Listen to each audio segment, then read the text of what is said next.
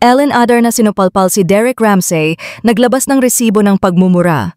Muling binanata ng actress na si Ellen Adarna ang kanyang estranged husband na si Derek Ramsey at inilantad kung paano siya trinato nung buntis siya.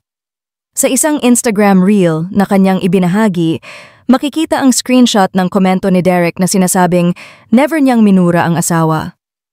For your information, I never cursed my wife, ma'am. Ellen and I would always prank each other and we never got mad at each other. Mababasang sabi ni Derek.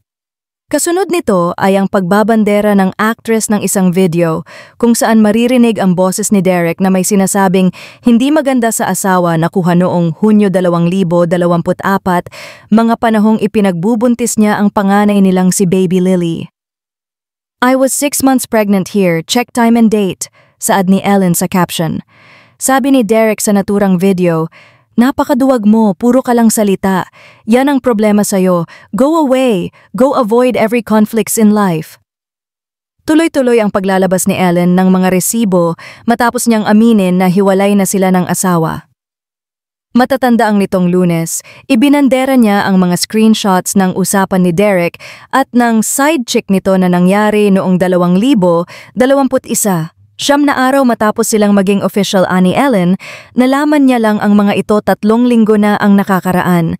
Sa ngayon ay wala pang inilalabas na pahayag si Derek hinggil sa issue. Salamat sa iyong panonood at kung bago ka pa lang sa aming channel, huwag kalimutang mag-subscribe at pindutin ang bell icon para ma-notify ka kung may bago kaming upload.